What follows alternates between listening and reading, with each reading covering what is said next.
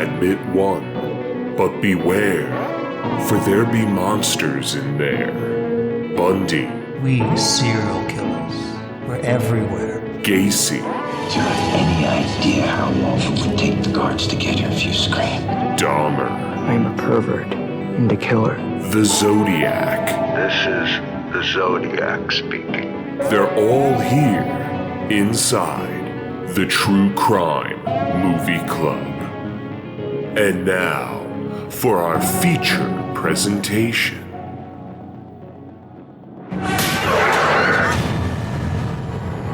Five persons, including actress Sharon Tate, were found dead. It was like I was caught in something that I had no control over. I had absolutely no say-so as to what was happening there. I was just like a tool in the hands of the devil. It's the only way I can put it. Help me! They were killing all of us. It's okay, it was just a nightmare. It's over now.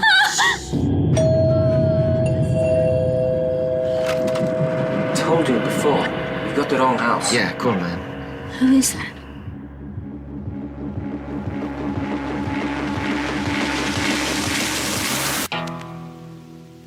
Pretty girl. Pretty girl. Interesting. This tape, Cease to exist. it contains subliminal messages. This person, these people, they're a threat to my safety and to the safety of my baby. The line's dead. What? Face it right now. You're gonna die. Pretty girl. Pretty girl. All right, everybody, welcome to another episode of True Crime Movie Club, where we watch the worst of true crime cinema so you don't have to. You're welcome. But you really should. These movies are awful. On the marquee today, we have the 2019 stinker, The Haunting of Sharon Tate. And before we get into this mess... Or Once Upon a Time in Hollywood, the fucking director's cut. Once Upon a Time, and holy shit, this is bad. But, so before we get into this pile of fucking hot garbage, I'm Jesse, I'm one of your many hosts, and today we've got Dan. Hey, everybody. We've got Chef Bagels. What's up? And we've got Jeff. Hi, guys. So, where do we start here? This is a film that came out, obviously, a lot of people will say, like, it was riding the coattails of Tarantino's film, trying to get out before it, but honestly, like, this is just one of many shitty Manson movies that came out this year for the 50th anniversary of the... It's the third Manson movie with the Sharon Tate focus. Yes, and the Haunting of Sharon Tate was written and directed by Daniel Farrands, however you say it. Documentary guy. He does some good... Yeah, surprisingly, he did a ton of awesome shit. He did the History Channel's original Amityville documentaries, the two History's Mystery specials, which were very good. They were released on DVD. Hunt them down if you could find them. One is all about the haunting. The other one is about the crime. And they make no bones about it. In the haunting segment, they call the Warrens out, man. So I appreciate anything that is objective like that. Also, his best work is probably the two movie-based ones that he did on the Friday the 13th and Nightmare. Yes, his name was Jason, and Crystal Lake Memories are two of the best horror... Like, let me put it to you this way. Crystal Lake Memories is 5 hours long, and it never gets boring. Yeah. It is so fucking... Did he also do the Elm Street ones? He did an Elm Street one, too, yeah. This is what's confusing and strange about this, because this guy, the real deal, man... has a background in History Channel documentaries before it became iceberg crackers and fucking porn shit. Back when it did history? Back when it was the Hitler Channel. Yeah. So, this gentleman, Daniel Farrands, came from that era of the History Channel, which is kind of weird when you see this film. And I think he took a turn last year with the Amityville murders, which we're eventually going to watch and cover on this show, because it is one of the only films that really focuses on the DeFeo portion of the story without changing the family name, which they did in Amityville 2, The Possession, which is a very underrated movie. Like, throwing out the true crime aspect aside, just as a horror movie, Amityville 2: The Possession is creepy as shit. Like, to contradict a little bit of what you're saying, though, I think that he executed a historic look with a twist by bringing up something that was not well known, that is a real event, and then falling out on his explanation of what the later part of the movie was. That's where I think the failure was. He doesn't have the experience doing narrative-based film. He does documentary-based film. So as far as like the facts, he did great. As far as the stuff that was made up for the film, it was terrible. Well, I'm not talking about so much the failure of the nuts and bolts of filmmaking, because in that aspect it is a very competent film, and we'll get into that. But I mean the schlocky exploitation of it, because all right, so oh my god, right? His first narrative, and he was involved in some capacity. I can't remember which, but he was involved with the film The Haunting in Connecticut 10 years ago. So the turn may have been there too. But I believe his directorial debut was the Amityville Murders, and then he went and did this one this year, The Haunting of Sharon Tate. And the next one, it's so fucking cringeworthy that I cannot wait to cover it on this fucking show when it comes out. His next film is The Haunting of Nicole Brown Simpson. Yep, I was just looking at that. With Mina Suvari playing Nicole Brown Simpson. Who looks nothing. She was the girl in American Beauty. She was in Loser, too. Yeah. With Piefucker. And like Hilary Duff, she's going to ruin this fucking movie. There is no way to make anything called The Haunting of Nicole Brown Simpson good in any aspect. But anyway, that is for a future episode. I can't wait to shit all over that. But okay, so let's get started here. The Haunting of Sharon Tate, which, by the way, I am so fucking pissed off. This was the most money I have spent this far on True Crime Movie Club. The rental cost for this film on Vudu and just about every other platform, I think YouTube may have been $1 cheaper, but even Amazon was free. It was on Prime. I watched it was on Prime free, yeah. Yeah. I canceled my Prime subscription because everything I was watching on Prime is already free on... And by the way, this is a hack for all of you on a budget. Most of the free shit on Prime is already on FilmRise and Tubi, which you can get on Fire Stick, Roku, and I think... what's the Google equivalent of the Google streaming? TV, I think. Google Playlist or whatever, Google Play or some shit. Yeah, either way, Tubi, FilmRise, and stuff like that. All like if you're paying $12.99 a month to watch Unsolved Mysteries, cancel that shit because you can get every episode for free on the Roku channel and FilmRise. But anyway, so I canceled it and I paid $5.99 to rent this shit. I'm sorry, dude. I never paid that much money for a physical videotape at fucking Blockbuster Video. So they knew. They were like, all right, listen, we know we're making a fucking bad movie here, so make sure that rental costs $6. Let's talk about casting real quick, because this is bothering me, and I just want to get out before I forget about it. Yes. If you're going to have Hilary Duff, which is a risk when you're talking about somebody who is a Disney, former Disney star who is good at family comedy movies, but do not put her in the movie and then cast her love interest or the other lead as the guy that played her husband in Cheaper by the Dozen 2. Really? Because I couldn't fucking get past the fact that the two people... Jay Sebring was him? Yep. He was her husband in Cheaper by the Dozen 2, and I couldn't get fucking past it. This is technically Cheaper by the Dozen 3, and they all get killed. Steve Martin's just weeping. Why? Why? They created Cheaper by the casting director. I don't know how Hilary Duff... There was a lot of women trying to get this role. Hilary Duff got it, and then somehow got this guy into it. She's also listed as an executive producer, so that may have something to do with it. I saw that. That's why I know he's in it, because of her. Also, if we're going to talk about casting really quick, because I don't know if you guys caught this or not, but the actress who plays Abigail Folger, Lydia Hurst, is the daughter heir to the Folger Coffee Company, which she was. She's a Hearst kid. And speaking of heirs, Lydia Hurst, who plays Abigail Folger, is Patty Hearst's daughter. Huh. Yeah. So yeah, all right, that's the kind of casting that's going on here. The film opens with that fucking Edgar Allan Poe quote that every fucking 29-year-old suburban mother has tattooed on her upper arm. That is like Edgar Allan Poe's like live, laugh, love quote. Everything we see or seen is a dream within a dream. Who fucking cares? I actually thought that the opening should have been explained better, because my wife, who was watching the movie with me, was like, what the fuck is this interview she's talking about, where she's talking about this dream that she had. What the fuck was We have to talk about so now this. can I go over this real quick so we all are clear please. before we go forward? Let me set you up for it. It opens with a fucking a faux. Here's the thing too. There's an issue with this film where it constantly goes back and forth between recreated archival footage, which is what this interview that opens the film is. They made it look like it's old film reel footage of Hilary Duff as Sharon Tate, and they intersperse it with actual footage of the Manson family, who are later shown portrayed by fictional actors. So there's a weird cognitive dissonance there.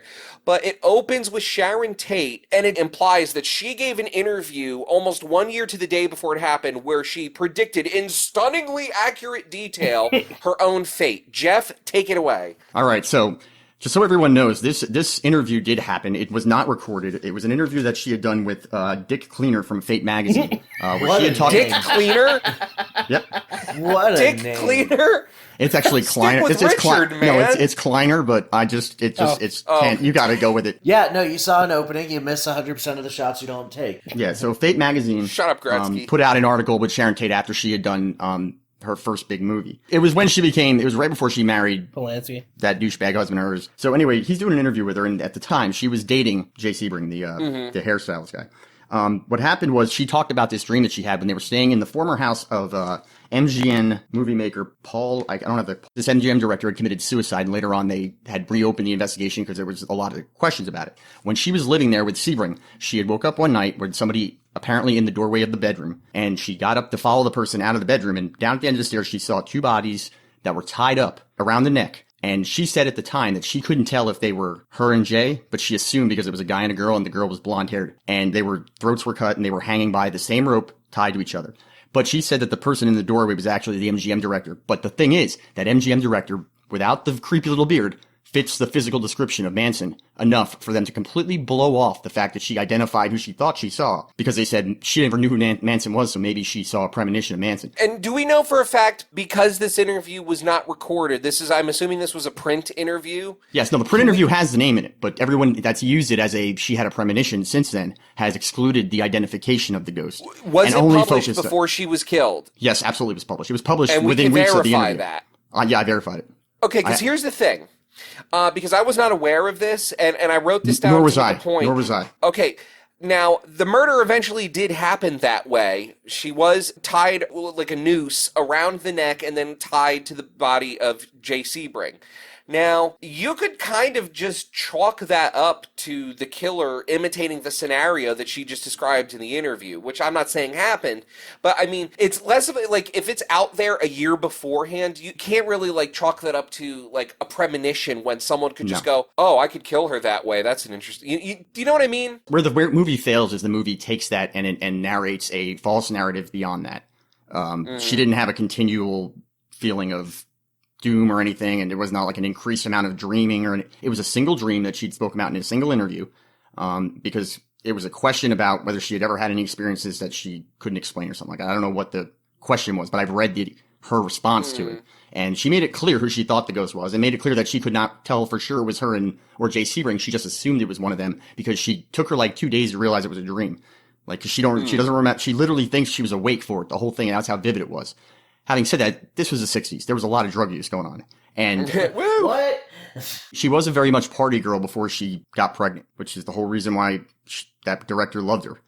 Because she was I don't know, the movie now kind of seems like somewhat better relevant, now that I know this. Yeah. And that's why I put it out there, because I don't want people to think that this is a total fabrication. This is a real thing, but the reason why no one ever hears about it is because nobody that ever wants to go into it wants to ever give any guilt to anyone but Manson. Like, they don't want to blame her for like not knowing that she should have not been in that house, because it was in a different house that this happened at. Okay, and also, by the way, the archival footage that plays during this whole thing is such low quality. It looks like they literally ripped it off of YouTube in 480p or lower and then up-converted it. Yeah, I checked on that too, and all that footage is the actual police footage. Oh, yeah, I know, but what I'm saying is the digital quality of it is awful. It's blurry, it's there's no sharpness to it. They definitely did not go back to, like, the original source tapes and make a digital copy. It's very obvious they downloaded it off of YouTube. I think that was intentional, to make a dated,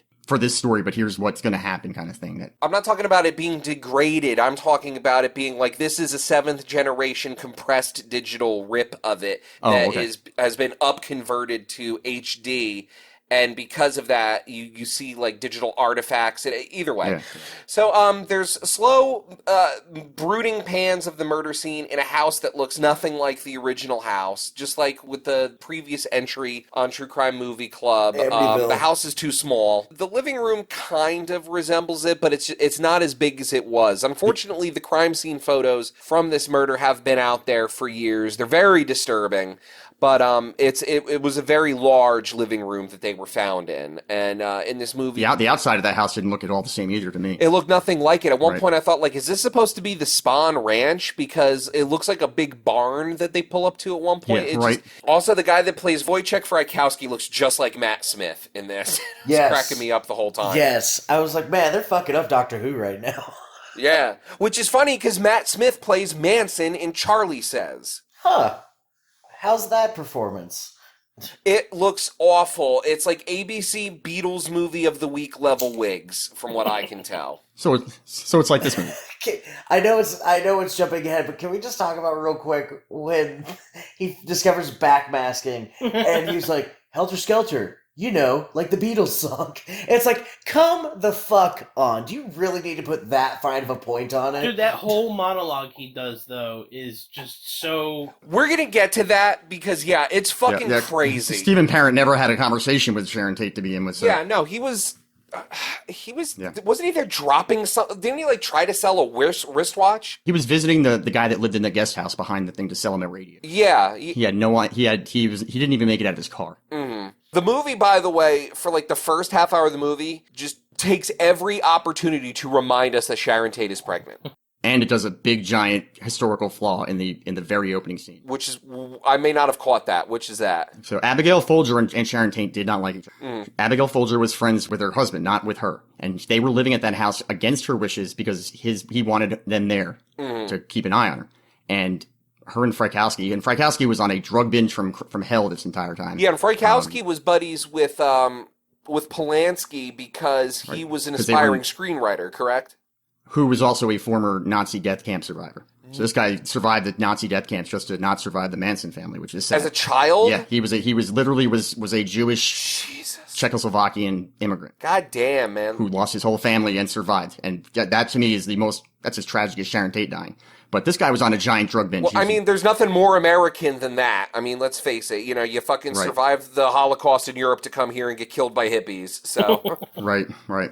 So Abigail Folger and Tate did not have and although the movie did kind of show a little grading of their... It touches on it later, yeah. Yeah, but that was not the fact. There was no love lost between them two to begin with. No. Abigail was an entitled bitch, and Sharon Tate was a daughter of a U.S. officer in intelligence and was very much knew that she had stepped into a pot of gold with her fame. So that's also another tragedy of Sharon Tate. She was not some starlet she worked very hard to get to where she was. And she became a lot more famous in death too. Like a lot of people, if I'm remembering this correctly, because I was kind of touch and go with Manson when I got into true crime, because I honestly think Manson's really boring. Yeah. Because it's like he's not like a Ted Bundy. He's some asshole fucking hippie that if you believe Bugliosi's version of it, he talked a bunch of dumbasses into fucking killing for a race war. Or if you believe John Douglas's theory, he surrounded himself with a bunch of dumbasses, filled their heads with bullshit, and then they went out and escalated it without him. And then he was like,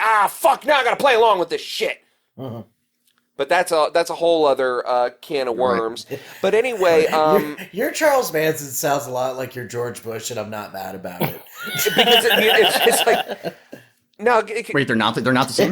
No, because there's more energy behind it. Maybe it's like coked up, like driving my car into my dad's fucking house like in college. Bush. One of the two guys could organize people to do things, and it was not the president. You know what's funny? If you say accurate shit about George Bush from then as Manson, it sounds like Manson rambling like, fuck shit, my dad's the head of the fucking CIA, he's gonna kill me.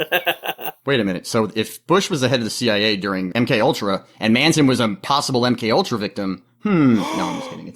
There's no connection. Manson did 9/11. I mean, yeah, why not? Manson invented crime if you listen to the friggin' LAPD. Hey, man, Manson's been dead and we haven't had another 9/11, so... Coincidence? I think not. Follow the money. I'm gonna feel real bad if some shit happens now. Fuck. I'm gonna feel real bad if Manson hijacks another plane, guys. Can I just say that there's a scene where they're cooking breakfast? Who the fuck cooks eggs like that? Hollywood cooking is one of the most frustrating things for me, and I imagine it's even more frustrating for you too. Peek behind the curtain, ladies and gentlemen. Both Chef Bagels and Dan are graduates of the Harvard of Cooking Schools, the Culinary Institute of America. It just means it's I worked in expensive. some kitchens here and there in college, and I cook for myself. So if this pisses me off and stresses me out, imagine what these guys are thinking. But yeah, fucking movie cooking is bullshit. But they're pissed off. They're pissed off for the wrong reason. Who was cooking the eggs? Anyone notice? Was it the Polish guy? No, it was Abigail Folger, and there's no way that she fucking ever lowered herself to cooking. That wasn't her, was it? Yeah, because she was the one standing there next to the stove when she looked in the fridge and thought she saw a dead dog meat in there, whatever it was.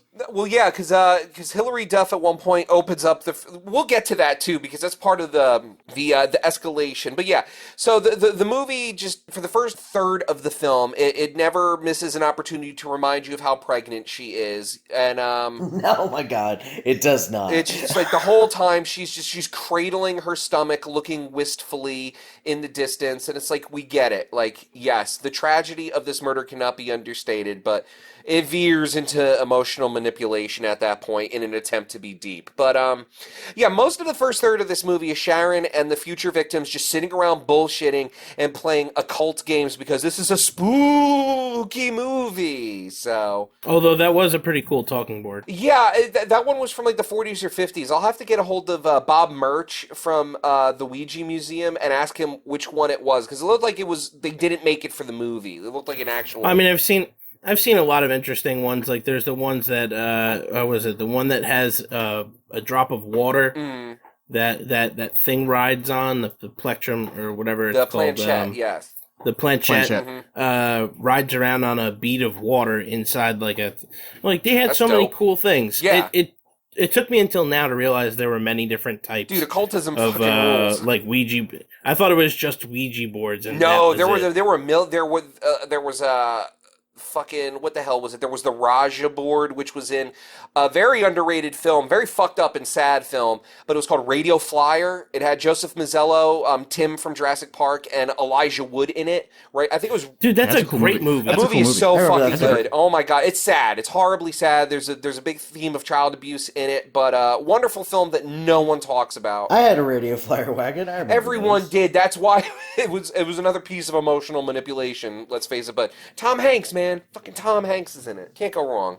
Yeah. But and Lorraine Bracco. That's right. Lorraine Bracco was their mom, and one of the lesser Baldwins was the stepdad.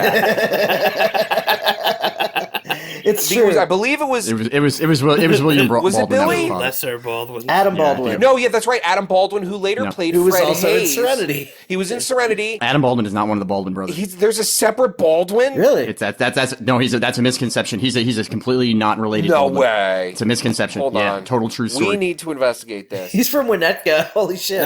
I don't believe any of this. Though all Baldwins are related. No, this is something that I've looked up multiple times because of like Serenity and all that stuff. Adam Baldwin is not related to the other Baldwin. Fucking Animal Mother is not related to fake Trump. No. What? Not at all. Not even a cousin. Baldwin is not related to the Baldwin brothers, Alec, Daniel, William, and Stephen. Holy shit. Maybe that's why he has talent. Oh, Alec Baldwin's got talent. I'll never forget this. Quick aside, when I was in high school, I was at an ex-girlfriend's house and we were watching TV late into the night back when TV used to get weird after like 11:30, and there was an infomercial type thing on with Stephen Baldwin when he was, he probably still is, but it was like when he was hardcore into like New Age Jesus stuff. And he was talking about, he's doing like a TED Talk type thing, and he's just like, now, God spoke to me, everyone. I'll never forget this, because God came to me and said, you know, Stevie B? And I was like, you're trying to tell me that God called you Stevie B? You were in Biodome, all right? Yeah, I mean, God was one of the guys that put together the New Kids in the Block. You didn't know that? Damn. Oh, by the way, Adam Baldwin is 6'4". Shit, no wonder he played the villain in Radio Flyer. Anyway, so yeah, he's a big boy. He looks like fucking Richard Spencer in his goddamn Wikipedia photo. Wait, let me go there. Hold on. Why does he get the Hitler Youth haircut? Ew, that's creepy. He looks like the Joker shooter's mugshot. What was his name? James Holmes? Adam Lanza? No. James Holmes. James Holmes. Adam Lanza was 20. Jesus, why do we know so many of these fuckers? Adam Lanza is the one that shut up. Yeah, it was 20 minutes from where we had our movie premiere, by the way. It's him at WonderCon. No wonder he looks like that. He's just fucking seething. It's a great diner in that town. Adam Lanza's fucking worst of humanity. Yeah. Hot take. But, yeah, that's like a fucking, a Norm Macdonald joke. You know what? That Adam Lanza guy, he's a real jerk. So quickly, before we get to the one thing I will praise in this movie very much, I want to talk about the dog. They never had a dog. There was no dog that got killed, and I want to make sure everyone understands that. What was the dog's name? Professor what? Doctor. It's the doctor from Rosemary's Baby. That's a dumb name for a dog. Well, it's an Easter egg. But real quick, before we get to the dog stuff, if we're going chronologically, this is one thing I did like about the film, too.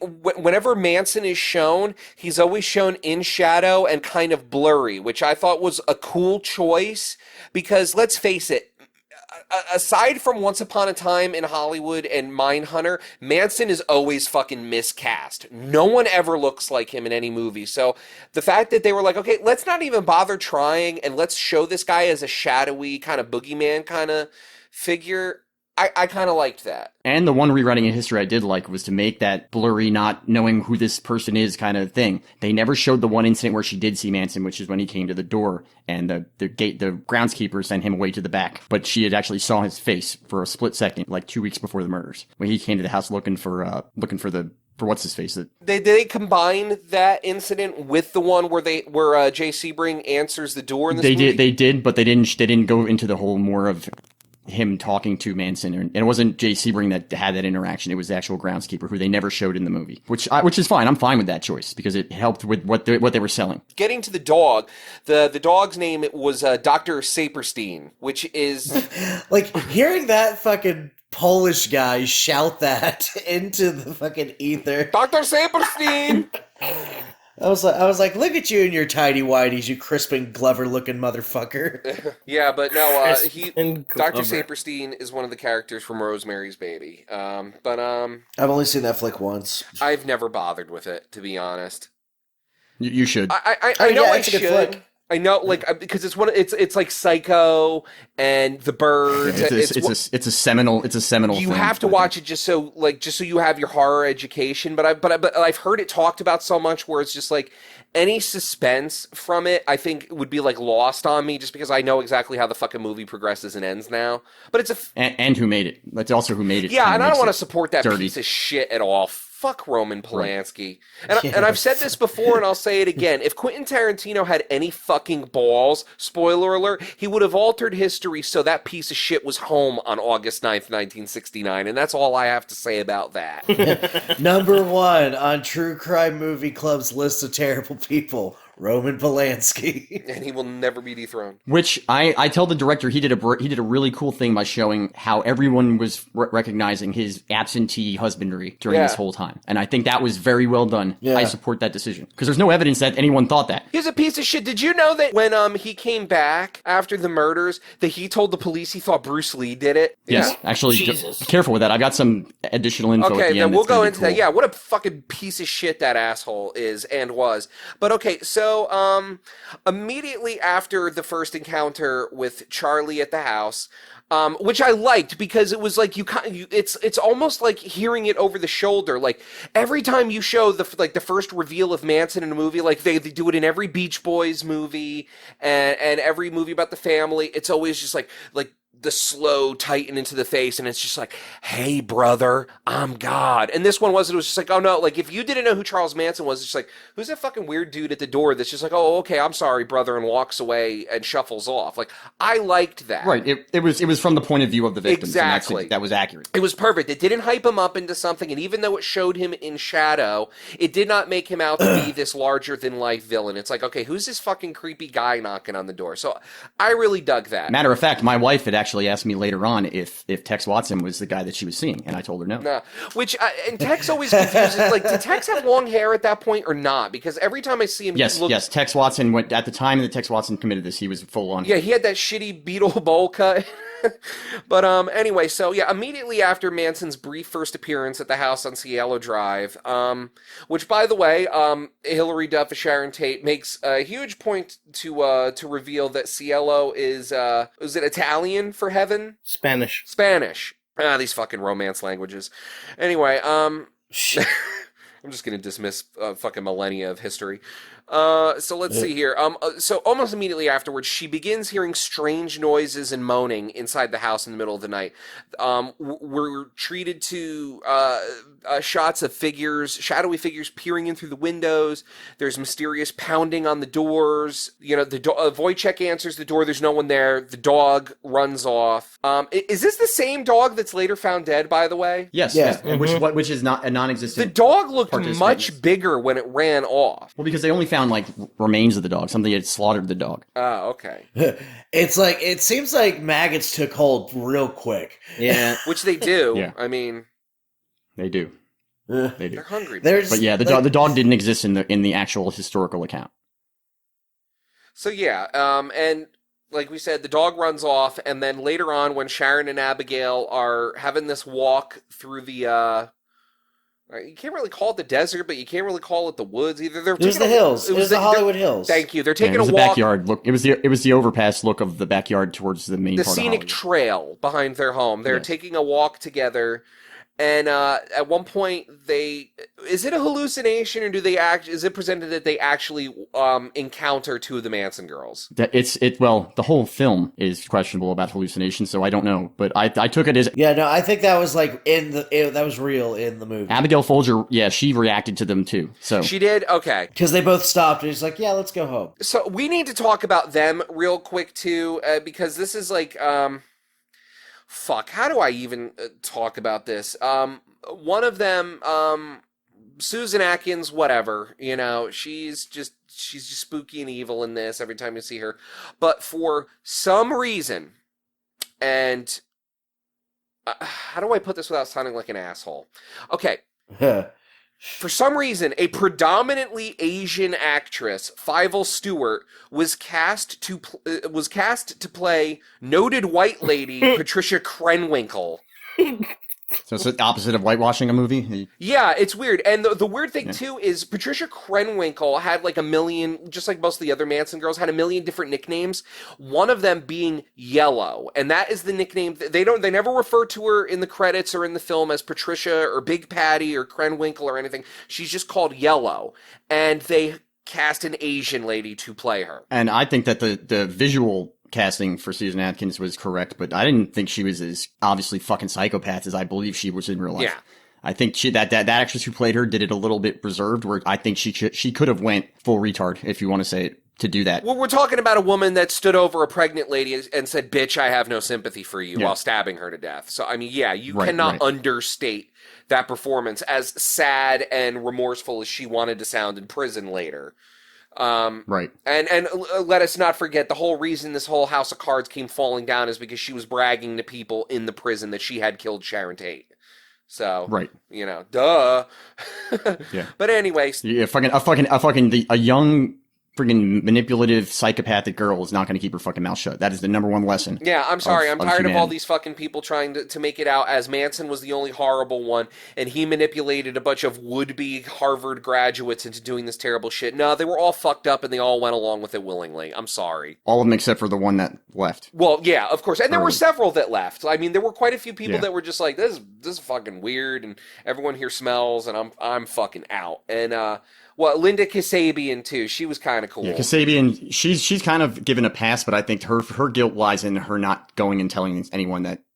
Yeah, and I'm sure there was other shit Linda did, too, that we'll never find out about. But, you know, she seemed to have the most conscience out of everyone that was there, as long as she was. So she's smartest one of everyone there, getting a friggin' plea deal with the prosecutor, that's for sure. Oh, yeah, you gotta know how to talk to cops when you're in the fucking clink. So, yeah, they later find this dog, and, it then cuts, you know, of course, obviously she's all upset. And then it cuts to this, this is where the movie goes off the fucking rails on the crazy train, you dig? There's a scene where it's weird because it's like, was this like her first, was this the most time Sharon Tate had ever spent in this house? It was literally when they pulled up in the beginning. That was the first her arriving there. She had never been there before, which was this? inaccurate.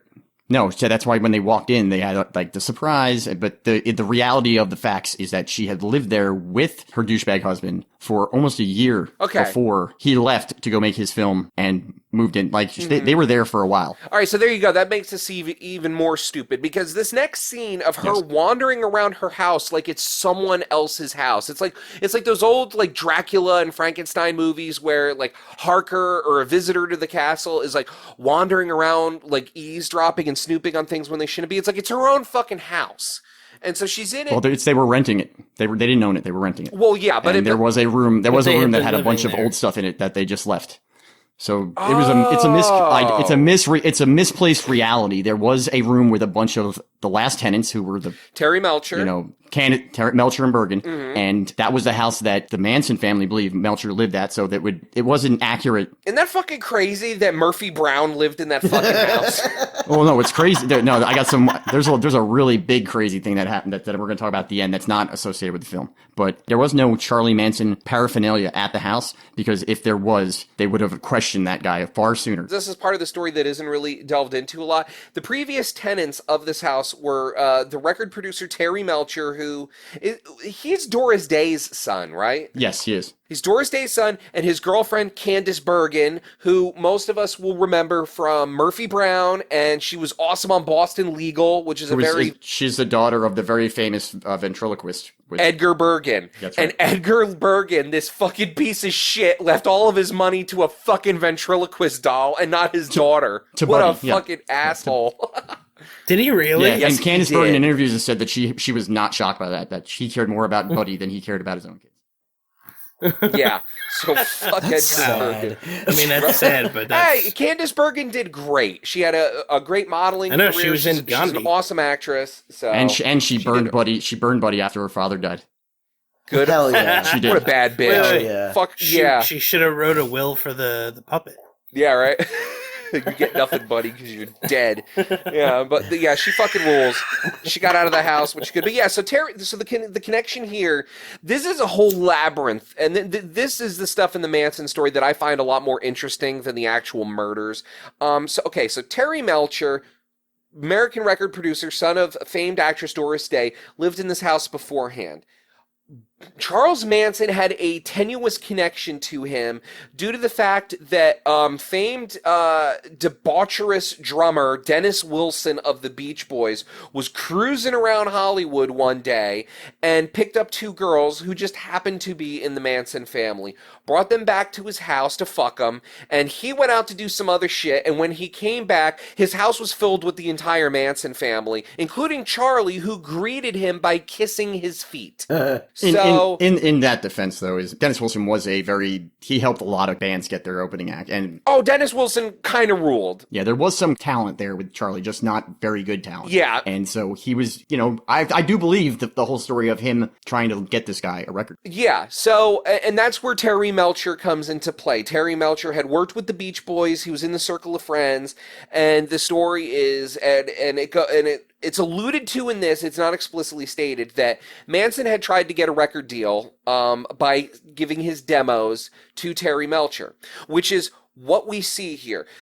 It just doesn't feel like summer without an ice-cold Coca-Cola in your hand. Stop by Speedway today and grab 3 20-ounce bottles of Coca-Cola or Coca-Cola Zero Sugar and get 500 Speedy Rewards points. Or pick up even more delicious refreshment with a 20-ounce bottle of Diet Coke, Sprite, or Fanta. So no matter how you soak in that summer sun, at home or on the go, grab an ice-cold Coca-Cola at Speedway and enjoy. While walking through the house, Sharon finds a bunch of packages from Manson, mailed to Terry Melcher, along with his shitty-ass demo tape.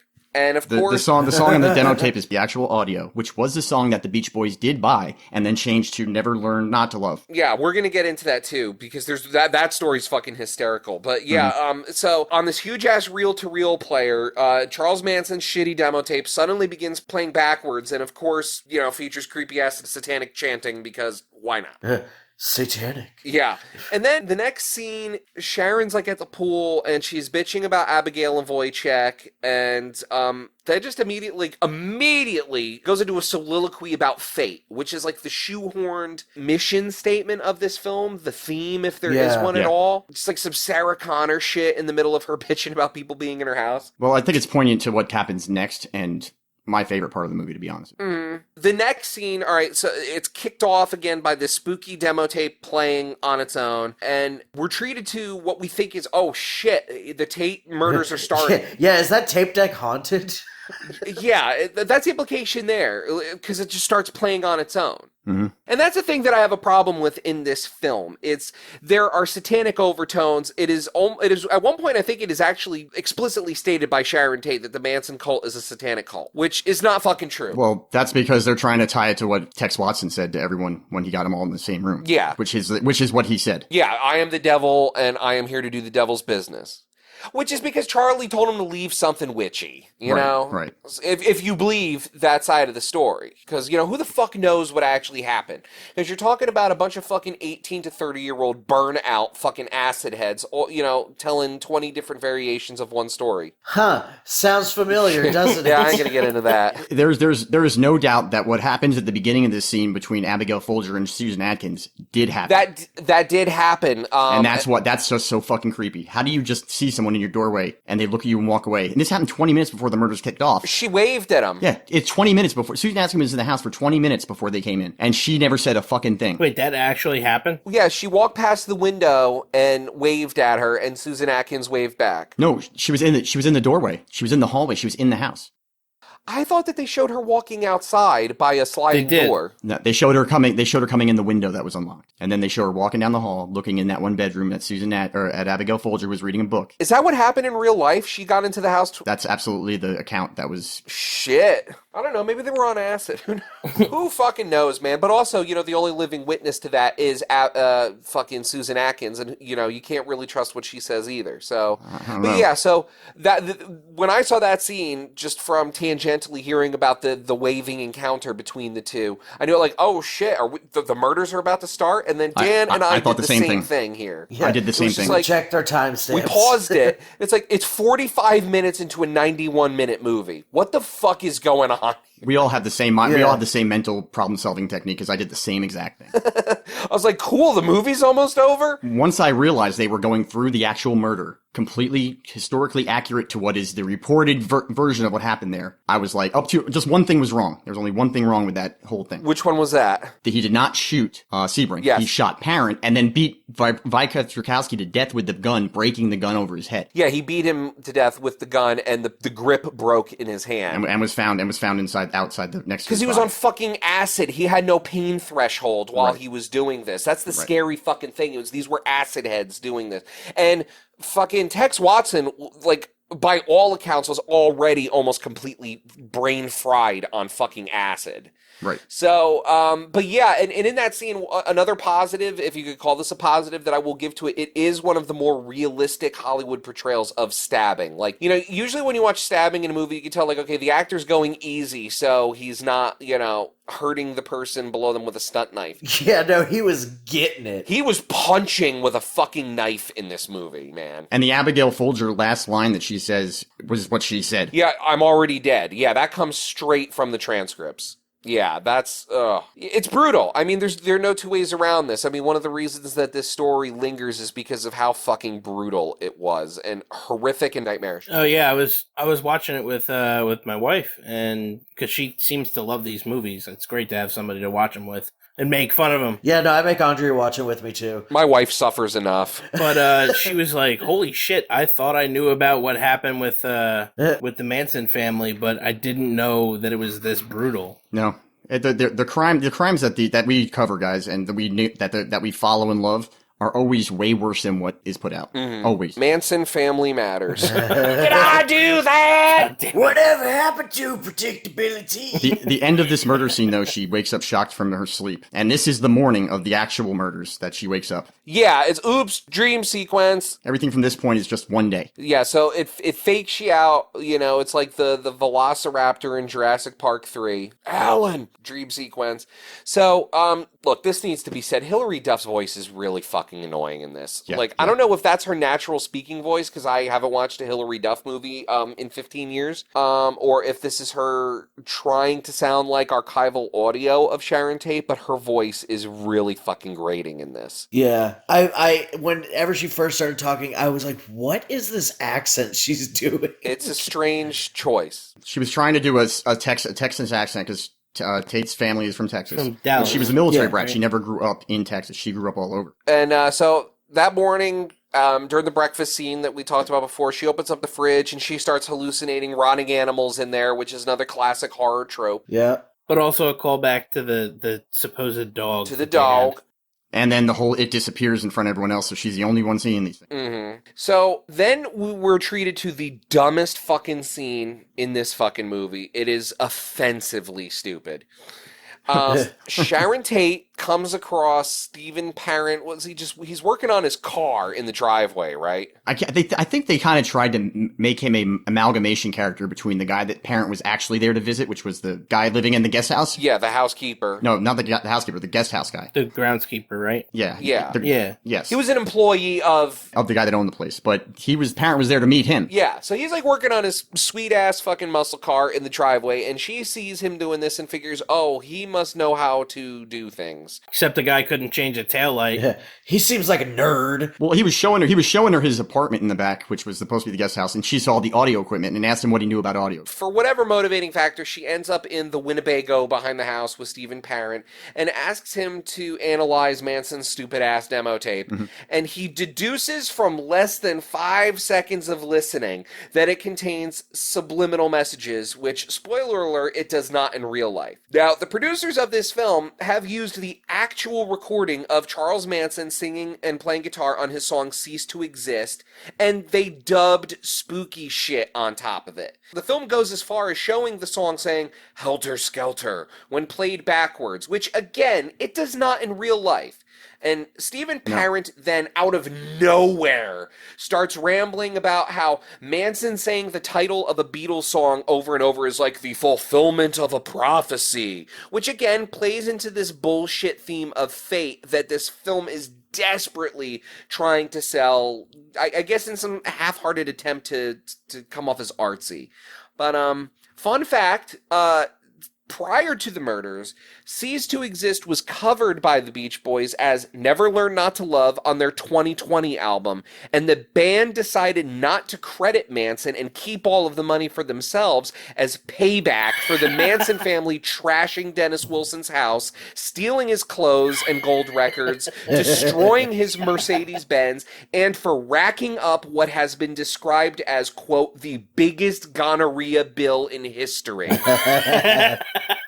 And also legally, if this didn't happen and this wasn't the end state, Manson would have never won in court because he did get a monetary payment and never signed a contract saying that they wouldn't alter the song. Yes. So by legal definitions, they could do whatever they wanted with it and they owned it. They were legally in the right to be able to alter that song because they owned it. They bought the rights to the song. Yes, and that is another myth in the Manson lore, that Manson snapped and went to this house because he thought it was Terry Melcher's house and the Beach Boys would be there or something, and that this was his revenge for them changing a couple words around in his song, and it just so happened that the Tate party was there and he decided, fuck it, we'll kill him anyway, even though he wasn't there. No, this was definitely a revenge because he wasn't getting what he wanted from Melcher. He wasn't getting what he wanted out of life in general. He wanted to be, he had the Oswald complex. He thought he was destined for great things, and when it became apparent he wasn't going to get them for positive reasons, he decided to do it for negative reasons. But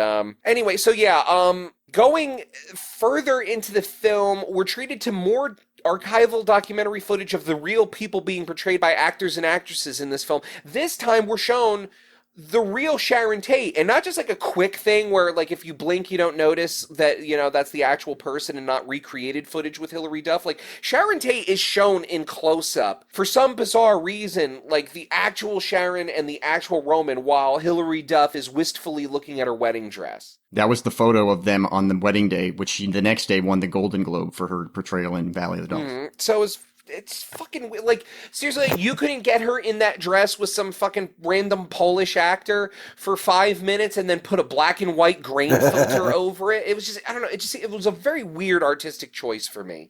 Like, it just... I think they wanted to just drive home the whole husband. It was completely absent. And that's fine, but I understand the reasons for it, but the execution is weird to me. It's just like, it just seemed like they were hammering home like, this is a film. This is not the real people. This is alternate reality. Do not get too mad at us. So, but it's, I don't know. But anyway, all right, now we are at the final third of the film. Roman Polanski finally calls his wife 2/3 into the movie, and in perhaps the most disrespectful scene yet in this film, Sharon Tate confides to him that she believes Wojciech and Abigail are somehow connected to Charles Manson, his cult, and his awful demo tape, which is a real slap in the face to the real-life people who lost their lives in that home, you know, personal drama between them or not. Like, to have Sharon Tate say, I think that they're bringing the Manson family here, and this is all their fault, is like kind of a douchey fucking plot thread to create in this film. It's an alternation of a real historical call where she complained about Friedrich Tchaikovsky's drug use and Abigail Folger's taking over of the house. Yeah. And this was like a week before the murders, but he in his way, just completely dismissed her. Yeah, and Manson was never brought up because she didn't know who the fuck Manson was, and like you said, it was a week before the murders. This is shown literally, the murders start to commence as she is on the phone. Like, the phone call is interrupted by one of the Manson girls, I think it was Susan Atkins, cutting the phone lines and the power. During this phone call, by the way, Sharon Tate just keeps talking about how she needs to get away, which she makes no real effort to do, despite being a reasonably famous actress married to a millionaire director. I mean, surely she could afford to leave and chill at a Motel 6 or a friend's house or whatever. But she just stays in the house. Her parents, who were retired, still lived in California in LA. Yeah, but I mean, that, of course, didn't happen in real life because Sharon Tate had no real premonition about this happening, aside from that dream that she had a year prior. Right. Everything was normal as hell. Everything was mundane leading up to these murders, aside from some in-home drama between her and Wojciech and Abigail. And Abigail's non-identification of a person not living in the house, being in the house 20 minutes before the events. Yeah, which, I mean, by the way, it was that night was supposed to be a party. So she could have thought it was someone that was invited. By the way, during that phone call, in a page straight out of Rosemary's Baby, a film that this one mentions several times, Sharon tells Roman... Plus shows the actual... Shows the script, the original... Yeah, the script sitting in the room. Mm-hmm. It's just a constant reminder, of, like, this is why Roman Polanski is famous. This was before the kid fucking, we swear. Sharon tells Roman she thinks that this satanic Manson cult is coming to take their baby, which is just a fucking reference to that film. It's just hyping, like, it seems to desperately want to combine the fictional mythos of Rosemary's Baby with the real-life Tate murders. While also excusing Roman Polanski. It felt like you said, apologize for Roman Polanski. It's like, you still did good stuff, you know? Yeah. It's like, we'll probably see this in a Louis C.K. documentary one day. Oh, and the bathwater turns into blood because this is a fucking horror movie and that's par for the course. Or she is hard water and needs to throw some more salt pellets into her softener. I don't know. So, suddenly the power goes out and Sharon sees Helter Skelter written in blood on the wall through a reflection in her mirror because, hey, wasn't The Shining awesome? Which, by the way, was what was written on the other crime scenes while not written on the wall of the tape. Yeah, and it was Helter Skelter. It was Healter Skelter. The only thing left at the scene of the Tate murder was the word pig in Tate's blood on the front door. And wasn't Rise left there as well? No, that was at the La Bianca. Rise is the one that creeps me out the most. That one is the one that connects. That's the one that makes me believe the official story. Yeah, it could that be. They were trying to incite a war. Well, it could be also, but this is, all right, I'm a hardcore Beatles nut. Everyone that knows me knows this, and we all know that Charles Manson... You've never talked about the Beatles, man. No. I mean, not so much on the, like, not on 1289. Like, 1289, I only really go into the Beatles, like, if we're talking about the Beatles, but the Beatles, they're hands down my favorite band. They're one of my favorite things to read about because it's one of those rare things where the story is as interesting as the music. I agree. There are a lot of great bands out there where the story is just like, yeah, I know, we wanted to, play some music and get some pussy, man, so we formed this band. And I'll even go further and say that they are probably the most progressive and up-to-date rock band in history. Everything. Everything they did was better than the last stuff they did. Everything moved the cultural landscape a step further. Every single fucking thing they did. They never regressed. They never had a false step. The worst Beatles song is still better than most songs out there. Right. So it's just like, yeah. So with saying that... I don't know, number 9 is pretty bad. Number 9 is fucking awesome, and that's what I'm about to talk about here. Number 9 is a revolutionary, pardon the pun, example of the art of sound collage. Revolution number 9 has a segment in the middle of it where it sounds like someone is screaming "Rise" over and over again. Yeah. And what it actually is Revolution number 9 is called Revolution number 9 because it started out with them using a take of Revolution 1 and them just adding shit and adding more shit and more shit and more shit on top of it. So it was the 9th version of their writing of the song? I think they just tacked 9 onto it because John Lennon was really into numerology. He was born on October 9th, 1940, and he thought the number 9 held supernatural, like, if you want to, kind of like the Sharon Tate thing shown in this film. He thought it had, like, supernatural significance in his life, and it kind of did. Okay. If you look into it, a lot of important shit happened on the 9th of a month in his life. That could be confirmation bias. It could be, too.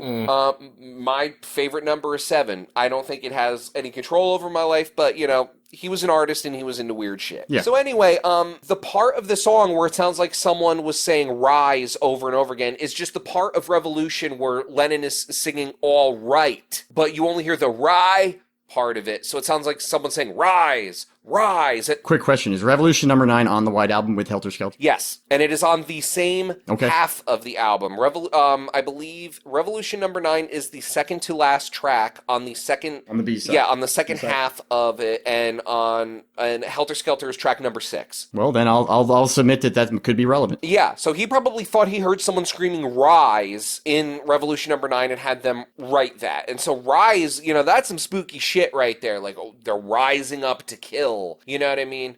So anyway, The Shining was an awesome movie, and they were clearly referencing it there. So yeah, she goes and she finds Stephen Parent dead in his car, finally kicking off the actual murders 2/3 of the way into the... Oh, wait, no, it's another dream sequence. But then the Manson family really does arrive, so whatever. Like immediately the next scene is just the same starting of the murder again. There are 3 fake-out dream sequences in this fucking movie about the same event. It's like, leave the fucking house! Now, guys, before we go into this final scene of it, everything in this is fucking totally made up. Yeah. Yeah. No, this is done. Like, history's out the window now, baby. They're fucking remixing this shit. So, the Manson family really does arrive, and then history is seemingly altered when Sharon and her friends begin to fight back. And instead of fleeing to a neighbor's house to call 911, they hide in Stephen Parent's Winnebago in the back where he attempts to rebuild a ham radio. Hold on, you got ahead of it. First of all, Abigail Folger hides in the overhang in the room, so she's not initially grabbed. And then when they're about to kill Sebring, a now not shot and out of nowhere, Stephen Parent comes rushing in to save the fucking day like he is the big hero and fucks everything up. And actually, if that had happened, I can see this being how this went down, because if somebody had fought back against the 2 girls, Tex Watson was a high school football star. He was the All-American boy. Yeah, he was a big dude. He had some girth to him, but the 2 girls that were there, you just had people taken by surprise. And I think if they had the moment to fight back like they did in this, then this would have been something that I could believe. Yeah. If they had that moment. So they're fighting back. Abigail Folger just fucking dives down from a fucking rafter like Seth Rogen in fucking Pineapple Express. They get out of the house, and as I said before, instead of fleeing to a neighbor's house to call 911, because they are not in the middle of fucking nowhere, they just go and hide in Stephen Parent's trailer in the back of the property where he attempts to rebuild an old ham radio to call for help. While he's doing that, we gotta talk about the Susan Atkins. Go for it. No, I mean, I need someone to explain it to me, because I don't know who it is that killed her. I missed it too. Who is which one of the characters? I went back and rewatched it. I kind of got the impression, and this is not, I don't know if this is true or not, and I didn't want to watch it again to find out, but some guy that doesn't look like he's in any of the rest of the movie shows up and fucking drowns Susan Atkins in the fucking bathwater in the back room. That was Wojciech. I thought that was Wojciech. Okay, I didn't get and that. I couldn't tell who was being drowned there. That's why I was asking you. That was Susan Atkins. It was Susan Atkins. It wasn't Asian Krenwinkel. Man, that when he cracked her in the fucking face with that toilet tank lid, that was fucking awesome. Lost it. That was awesome. I fucking lost. That I put with the only thing that makes the Once Upon a Time in Hollywood acceptable is that everyone likes to see that happen. Yeah. Everyone likes to see the villains get something. I got something even fucking better. This is where I fucking lost it in the movie, and I was actually surprised that it took this long because I mean, like. I had heard people talking up how bad this movie is, including Chris Stuckman, who gave a scathing review. Chris Stuckman reviewed this movie back in, I think, January on his channel. And if you haven't watched Chris Stuckman's reviews, they're very, very good. They're very well thought out, and they are very well produced videos. He usually does 2 or 3 a week. So shout out to Chris Stuckman. In his video, which he did in January of this year, he said, I am already declaring this. The Haunting of Sharon Tate is the worst movie of 2019. I am very skeptical that anything in the next 11 and a half months is going to dethrone it. So I knew and to piggyback on that, I never was able to find one positive review of the movie online. Exactly. None. I searched for an hour. There are a couple on IMDb of people that I think know people in production. Oh, there's also IMDb. It could be one of the fans that went to see the movie or saw the movie and has no taste. It's the makeup artist. Yeah. Hilary Duff might be writing those reviews. Who fucking knows? Yeah. One of them, 7 stars, 7 out of 10. Not a documentary. Yeah, no shit. It has an 18% rotten rating on Rotten Tomatoes. You know.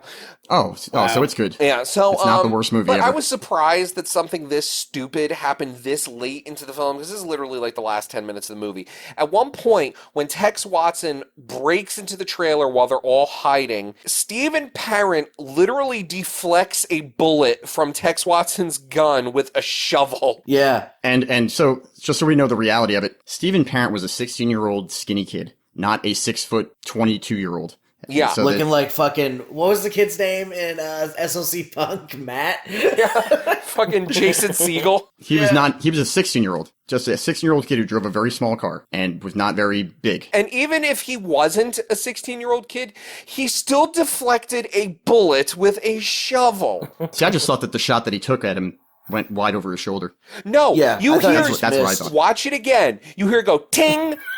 Fucking, I think you even see a spark on the shovel, and there isn't even a close up on it, and and it doesn't stop for a beat or anything. It's as the fight is being moved out of the trailer. I think he pushes Tex Watson out of the trailer door. Tex Watson fires his gun, and you hear ting off of the shovel. Seriously, go back and watch it. It's fucking stupid. Oh, I will. Well, but it was a very satisfying end for Tex Watson. Yeah. So, other than my note on the end shot of the film, that's where my notes end. So fucking take over if you want. This movie's fucking dumb. Okay, yeah. So here's what happens in the very last scene, guys. And I'm going to explain this to everyone because when you watch this, you may miss it. So when they finally defeat them, and now the cops have all arrived, and there's the crime scene is being closed off. Sharon Tate walks up to one of the bodies that just got taken out of the door. She opens it up and looks down, and guess what, guys? It's Sharon Tate. Because the last half of the movie, since the actual crime scene has been happening, has been nothing more than the haunting of the ghosts that were killed in that scene, reliving the night with an alternate version of and trying to get away with trying to live. That's really what hell is like. Right, and that's what I'm saying. So when you look at it from that point of view, if they made that more clear, that scene that we see in the middle of the movie of the murders is the actual murders, and everything from that point on is just the essence and the spirits of the deceased trying their best to alter history, then it's a brilliantly written film. But because it's not made clear enough, because it doesn't make any kind of a callback to the murders that actually happened, it leaves a question of what just happened here, because what I just saw can't be explained by her being dead. But if you go back to the murders in the middle of the movie and say something like, from this point, there was some kind of bigger, I don't want to have to work for it, in this movie because this movie's not good enough to the point where when you give me the reveal, I want to work for it. Yeah, I was about to say, this explanation is more coherent than this movie deserves. Yeah. You know? It is, but I'm thinking that's what they were going for because. Oh no, I'm not saying it's irrelevant. Yeah, the treatment for this movie is good. The execution is where it falls apart, and I didn't even pick up on it because this was like that was an astute observation from you because I literally just wrote POV shots from the beginning revealed to be their ghosts ? Looking at their bodies. That is so they walk by outside the gate with all the cops there, right? Yeah. And they walk behind the cops, and then they cut back to the front of the building. When they cut back to the cops, they're no longer behind them. Plus, cops who are investigating a murder scene will not let the people out on the scene walk off and just leave. Or let somebody that's at the murder scene go looking at the body. That's Hollywood. I don't know if this happened in real life or not. Like, if it did, oh well. But for me, it was just like, you don't just, like, at a crime scene, you don't just take all the bodies out of the house and stack them next to each other. Like, the meat wagon comes and takes them away. Right, and if you look at the amount of bodies that were brought out, it's the amount of bodies of the survivors, not the amount of bodies of the... I mean, it's just not... But it's not made clear enough. And it's not made clear enough because you have to... They show their faces, though. Yeah. Yeah, they show Sharon Tate's face. Well, yeah, I guess it shows the victims. I guess they already took their photos, and then they were like, all right, let's get the baddies now. No, at one point they show the three or four of them laying next to each other with the sheets down, and their faces are all bloody, but you see Sharon, Abigail, and Wojciech. Well, yeah. Right. But there's still other dead people in that room. So by what they said in there should only be 3 bodies. They only show 3 bodies, but it's not the 3 bodies you think to see. But the very last scene when they show outside, they walk by Stephen Parent's car with his body in it. Mm-hmm. I mean, it's just, I think that's the thing, is the movie doesn't give you don't get pulled into the movie enough to be wanting to see that. So his attempt to putting a Kubrick twist into a movie like that and a reveal that only a Kubrick lover would see is not earned in this film. Yeah. So don't do it. Make it more clear what you're doing, because if you do that, I enjoy this movie enough. I like what you did. But you've got to make it clear, because it was completely unclear. So not a Kubrick twist, an M. Night Shyamalan There you go, twist. an M. Night Shyamalan. Shut up. Because if... It fucking sucks that Hilary's gonna have to be fucking 8 months pregnant for eternity, man. I'm not touching that with a fucking Thank you, Mike. 10-foot pole. There's a review on the IMDb page I want to read to you all real quick. And then we'll give our 9 out of 10 stars. Yeah. So it's Hilary Duff's review. What? Oh, that's great. Loved it. 3 exclamation points. Is that the review? First, yes, that's the title of the review. Okay. Loved it. 3 exclamation points. This is by Hilary Duff. First off, I have to say huge congratulations to Hilary for taking this role of Sharon Tate and playing it with such emotion. Daniel Farad knew exactly what he was doing when he put this movie together and should be very proud of his work.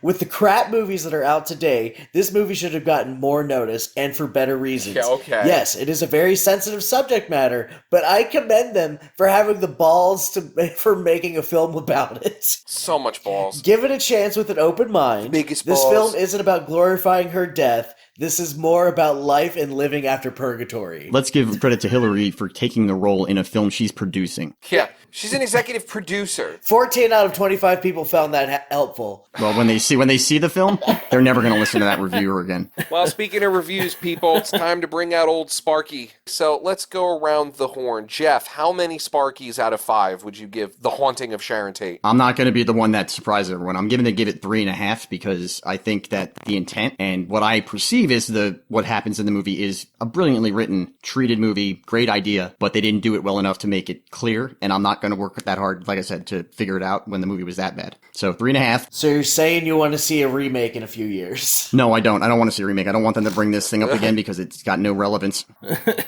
Sharon Tate 2, Electric Boogaloo. So 3.5 only for making them really die in the end and not giving us an alternate ending, but Unlike other people. Right. Fucking asshole.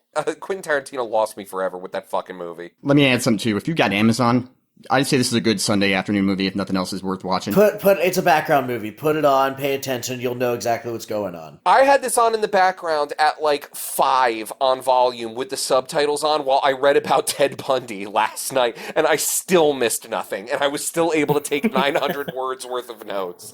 Like, Yeah, I watched this last night after working a shift.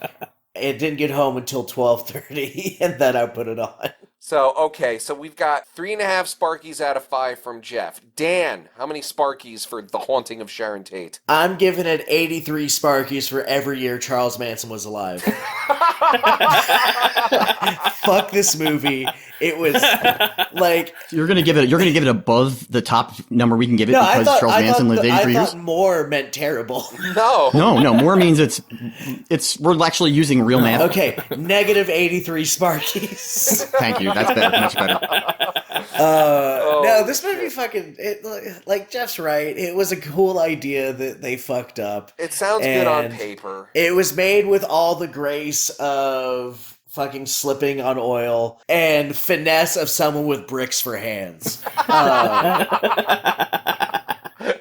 Yeah, like it was brave enough to show a graphic depiction of the murders. Anyway, so Bagels. How many Sparkies for the haunting of Sharon Tate? I'll give it 3 Sparkies because I agree with Jeff that it was a really cool idea, but not done well at all. You can't go into the movie thinking about, like, true crime, really, can you? Well, the crime is true, but just their version of it is fucking totally not. Yeah, but that's just ridiculous, yeah. But none of the movies we've watched have ever been accurate. Dear Mr. Gacy was close. That was rooted in a lot of accuracy. Close enough. It was more accurate than Dahmer. Yeah. Dahmer had good intentions. Yeah. But yeah, because I'm more I'm relieved that you did the amount of because I focused on the filmmaking aspect, and I'm glad that you focused on the real life aspect of this because this affects my rating a little bit too. Because okay, I'm gonna get this out of the way. I'm gonna give this film 2.5 Sparkies.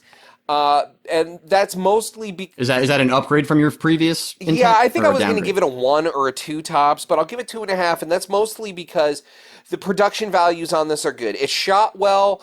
The color grading is really great. It does the film does not look cheap. Like this was a direct. No, it was a big movie. It was a movie film. Like it comes out of Hollywood. Yeah, if I saw this in a theater, I wouldn't have thought, what is this cheap shit doing in the theater? Like for a direct-to-video release, the production values are very good. It needed a better cast. The script needed 2 or 3 more passes, and as disrespectful on the whole as the whole concept is.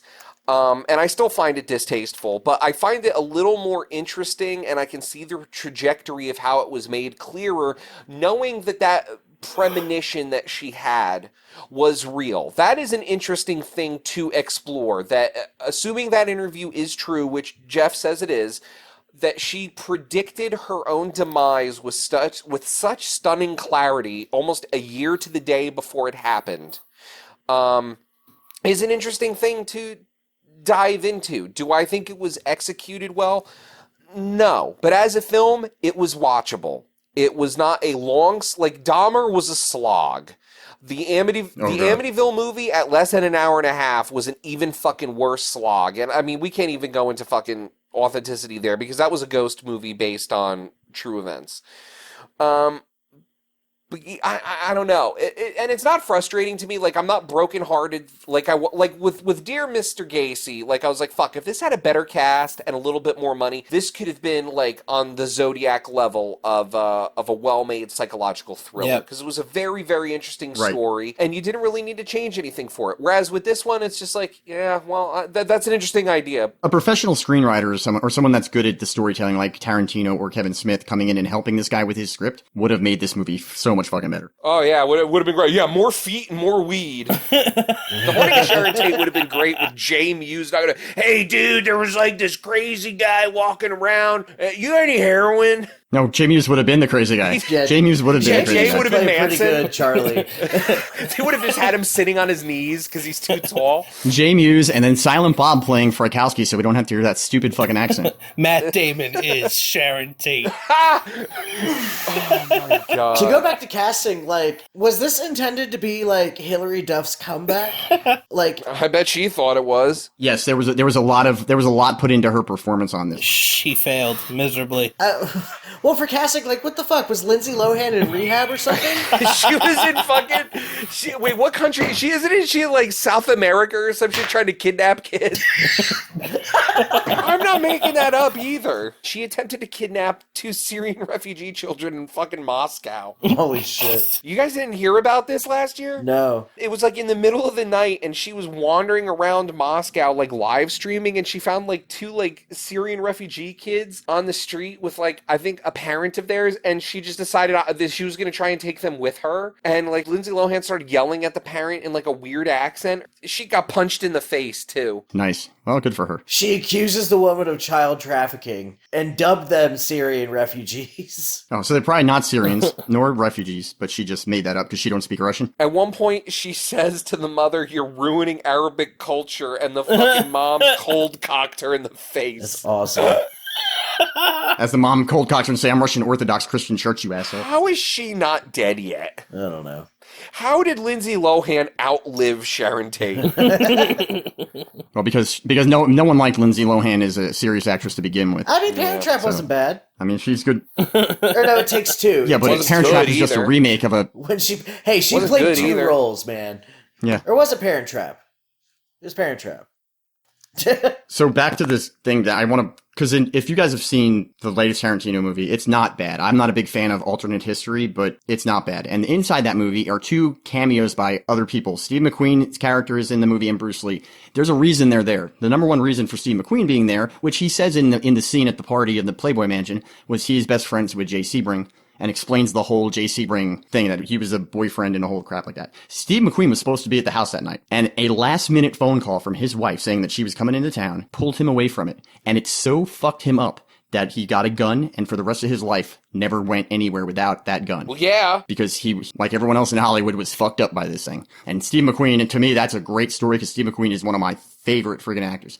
Secondly, when they asked Polanski when he got there if anyone could have done this to him that he knew, because he thought someone that knew them must have been the one to do this. And I can see that. It's normally murders are someone that, it's people that know people. He says the only one that he knows that was a member of their inner circle that was weird enough to have maybe done this was Bruce Lee. Yeah. What an asshole. I'm sorry. There would have been like nunchuck scars and fucking like... Bruce Lee was actually kept on the suspect list for over 3 weeks because he refused to even address the questions about it. Yeah, because wouldn't you? I mean, what kind of a fucking asshole is Mr. Polanski? Do you have any enemies, or who do you think could have done this to your wife?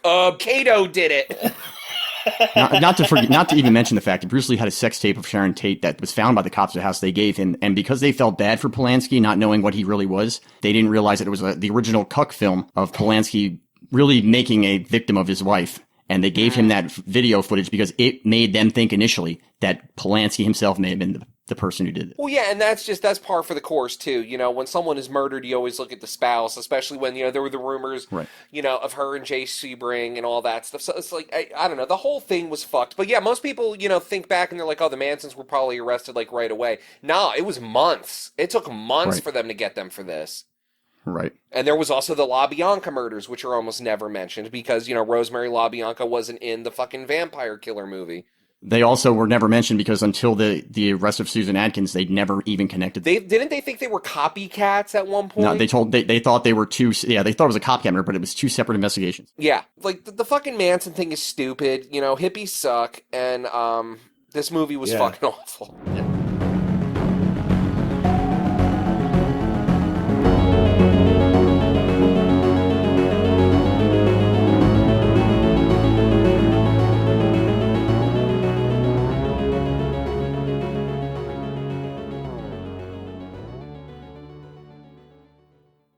Season 3 of the NBA 2K League is in full swing. You can't guard me! We're the league that puts the sports in esports. And we're bringing heat all summer long. Playmaker badge activated. Catch the best players in the world battle for a title every Tuesday through Friday on the ESPN app, Twitch, and YouTube beginning at 7 p.m. Eastern. And he'll slam it home. And check us out on Twitter at NBA 2K League or head over to NBA2KLeague.com for content, schedules, standings, and more.